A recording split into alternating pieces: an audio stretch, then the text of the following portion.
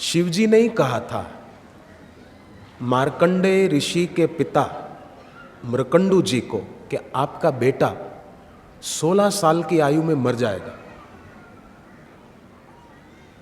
बेटा हुआ, बाप को शिवजी की बात पता थी। बाप ने बेटे को कहा कि बेटे, आत्मज्ञानी महापुरुष के चरणों में तू अपनी क्षुद्र मैं को मिटा दिया करना। तो एक दिन सप्तऋषि जा रहे थे, वशिष्ठ जी आदि। तो मार्कंडेय जी ने प्रणाम किया, वशिष्ठ जी ने कह दिया चिरंजीवी भव। भृगु ऋषि ने कहा कि इसकी आयु तो 16 साल की है, और आपने कह दिया चिरंजीवी भव। अब बोले बस जिस प्रभु ने कहलवाया है वो लाज रखेगा।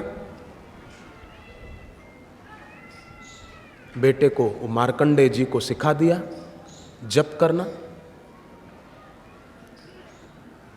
और बालक तो जप करते करते, गुरु मंत्र का जप करते करते ऐसी तो जप की कमाई हुई, 16 साल की आयु हुई, मृत्यु के दूत आए लेने को, और बालक तो शिवलिंग को लिपट गए। मार्कंडेय जी, शिव जी प्रकट हो गए, मृत्यु के दूतों को भगाया, और वही बालक ऐसी आयु हुई कि अभी तक उनका नाम 8 चिरंजीवियों में आता है। 8 चिरंजीवियों में मार्कंडेय जी का नाम है। जिन शिवजी ने कहा था कि 16 साल की आयु में मृत्यु योग है, उन्हीं शिवजी को चिरंजीवी होने का वरदान देना पड़ा, ये जप की शक्ति। देखा, वशिष्ठ जी ने कहा था जप करना ओम नमः शिवाय का। शिवजी ने ही कहा था 16 साल में मर जाएगा, और गुरु का मिला मंत्र, लग गए वो जपने में, चिरंजीवी हो गए। देखिए ना गुरु मंत्र की शक्ति।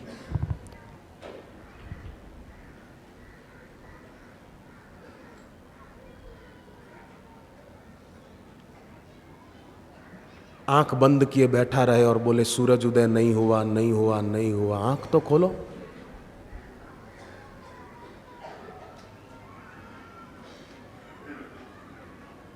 जैसे मैंने सुबह कहा, जैसे सूरज पूरब में ही निकलता है, ऐसे ही सारे सुखों का खजाना गुरु के चरणों में ही है। संसार में दिखता है पर है नहीं। प्लास्टिक का फूल अच्छा दिखता है पर सुगंध उसमें कुछ है ही नहीं।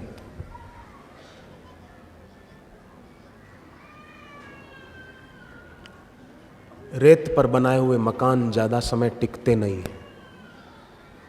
पत्तों और तिनकों के घर में आदमी ज्यादा समय सुरक्षित नहीं रह सकता है। अगले दिन वो महिला अपने पति के साथ गई हॉस्पिटल, सोनोग्राफी कराई, तो डॉक्टर आश्चर्यचकित हो गए कि आश्चर्यजनक अनुकूल परिणाम है, क्योंकि कहाँ तो बच्चा कमजोर और उल्टा था, और अब बच्चा सीधा और स्वस्थ है, और प्रसूति हुई बिना ऑपरेशन के। माँ और बच्चा दोनों स्वस्थ थे। उनके पास सोनोग्राफी के दोनों रिपोर्ट थे, पहले का भी बाद का।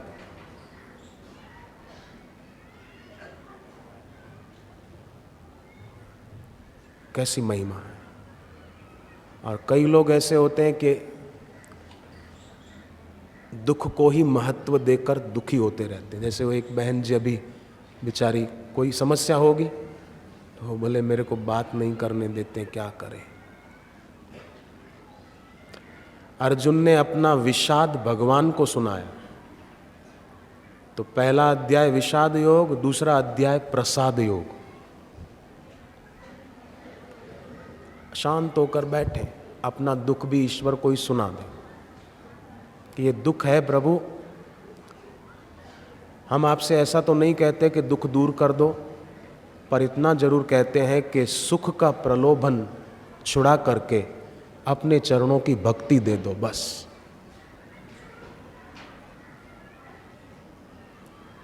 फिर बाकी का काम सब व्याज से हो जाएगा। अपनी भक्ति की पूंजी, अपनी श्रद्धा की पूंजी बढ़ानी चाहिए। दुर्योधन था ना, दुर्योधन भगवान के दर्शन का पात्र नहीं था। बोलो, इसमें शंका है तो कहो। दुर्योधन श्री कृष्ण के दर्शन का पात्र नहीं था, फिर भी श्री कृष्ण उसको दर्शन देते थे। ये उनकी कृपा नहीं?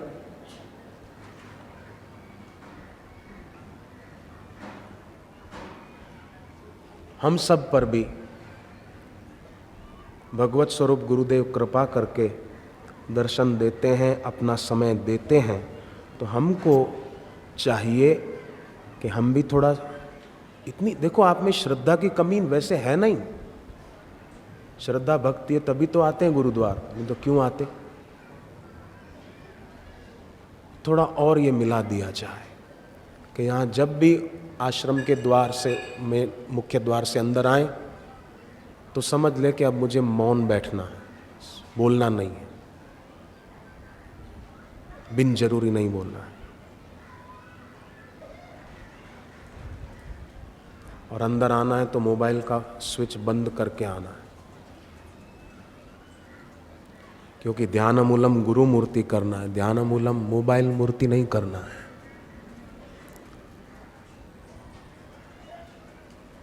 बंद करके रखें।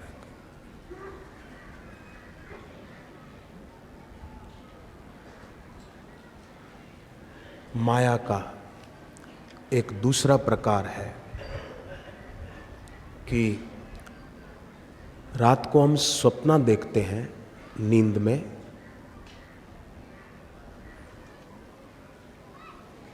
तो उस समय वो सच्चा लगता है। सुखद दृश्य देखते हैं तो सपने में खुश भी होते हैं, दुखद दृश्य देखते हैं तो सपने में दुख भी होता है। पर जागते हैं तो कुछ भी नहीं।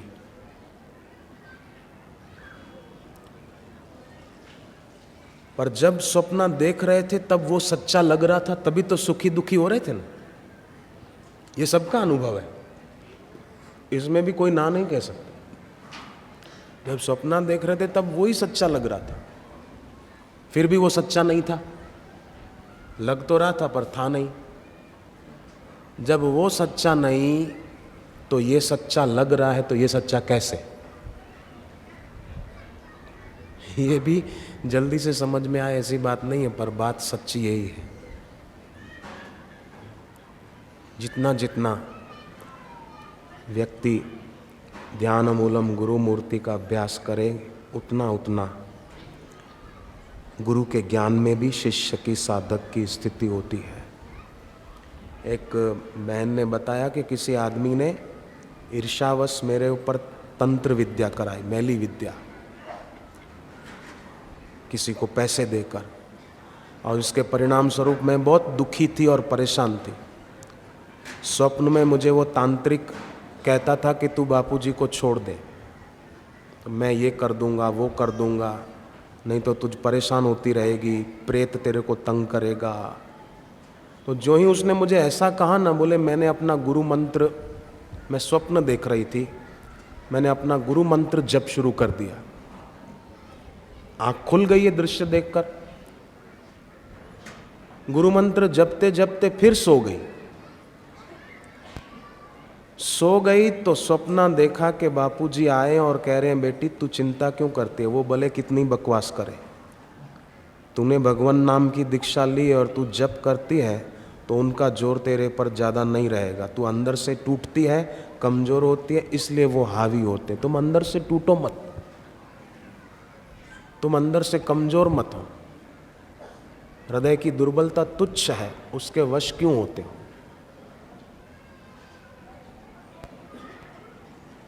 उसको गुरुदेव के वचन ऐसे सुनने को मिले स्वप्न में, और फिर वो तांत्रिक भी दिखा। तो बोले बापूजी ने उस पर ऐसा प्रहार किया कि सारा मैली विद्या का प्रभाव दूसरे दिन सुबह से खत्म हो गया, और मैं उस दिन से आज दिन तक बहुत स्वस्थ हूँ। 1 साल पहले की बात है, 1 साल बीत गया, अब कोई कष्ट नहीं है। महत्व दे दिया ना गुरु मंत्र को। ना वो बापूजी के पास आई, वो बहन सुनना जो बोल रही थी मैं दुखी हूँ, ना वो गुरुदेव के पास आई बाहर से कि मैं दुखी हूँ, मेरी कोई सुनता नहीं है, मुझे कोई गुरुजी के पास जाने नहीं देता है, मैं क्या करूँ। और कोई कोई तो बेचारे ऐसे होते हैं कि ये सोचते हैं मन में कि भाई बड़े लोग गुरु जी के पास पहुंच सकते हैं, हम कहाँ पहुंच पाएंगे, हम तो गरीब हैं। तो ऐसे लोग अपने आप के साथ धोखा करते हैं, अन्याय करते हैं, जुल्म करते हैं। ऐसा कभी भी नहीं सोचना। भगवान और भगवत प्राप्त गुरु तो अपने प्यारे भक्त की बात ऐसे सुनते हैं प्यार से कि जैसे बाप अपने बच्चे की तोतली भाषा सुनता है और खुश होता है। ऐसे हम अपनी जगह जहां भी हों दिल से पुकारे, देखो कैसे होता है।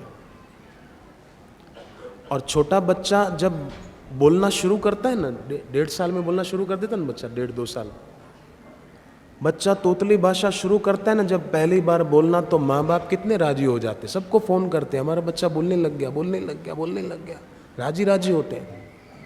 तो जब कोई भक्त भी भले टूटी फूटे शब्दों में प्रार्थना करेगा तो भगवान और गुरु उस पर कितने राजी होंगे।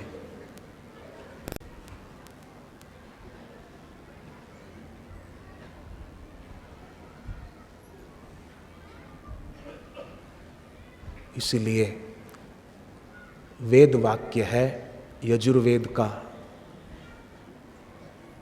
कि जब ईश्वर सबके हृदय में है, मैं आपसे भी पूछता हूं, आप मानते हैं भगवान सबके हृदय में है? बोलो, है? आप मानते हैं? ये बात सच्ची है ना?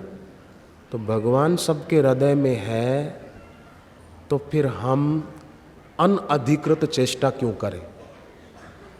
किसी आदमी का किसी बड़े नेता से परिचय होता है ना नज़दीक का, तो वो निश्चिंत होता है कि अरे मेरे को पुलिस क्या कर लेगी, मैं देख लूँगा, मेरी तो दोस्ती है अमुक नेता से, हमारा घर का रिलेशन है। तो एक बड़े नेता से या सेठ से घर का रिलेशन होता है नज़दीक का, तो व्यक्ति निश्चिंत रहता है। तो जब भगवान ने कह दिया कि मैं सबके हृदय में हूँ और गुरु का मंत्र भी मिल गया दीक्षा में, फिर भी अगर कोई अपने को अकेला माने तो ये अनअधिकृत चेष्टा है कि नहीं, आप बताओ। इसलिए ऐसा सोचे ही नहीं।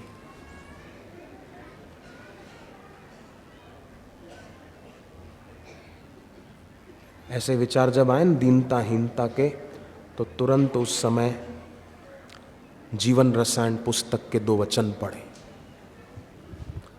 भले 2 वाक्य पढ़े, पढ़कर फिर चुप हो जाएं। उन पढ़े हुए वचनों का थोड़ा मनन करें और फिर देखो क्या होता है।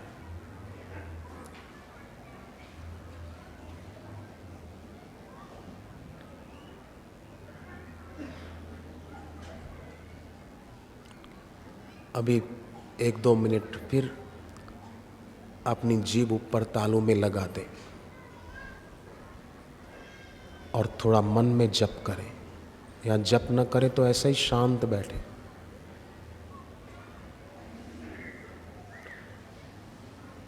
हो सके तो आंख भी बंद कर लें।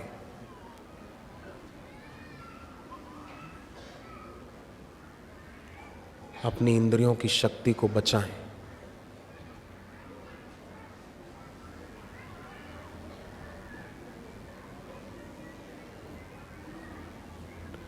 बंद आँखों से जहाँ तिलक किया जाता है उधर देखें और ये भावना करें कि मेरी शक्ति अब संचित हो रही है, मेरी शक्ति बिखर नहीं रही है। शांति, हरि ओम शांति।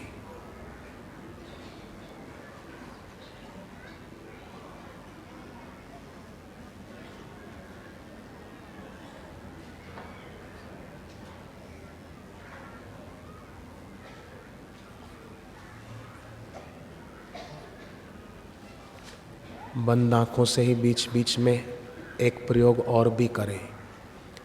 5-10 सेकंड के लिए श्वास को रोक दें। प्राणायाम नहीं करना, अभी रोक दें। बाहर है तो बाहर, अंदर है तो अंदर।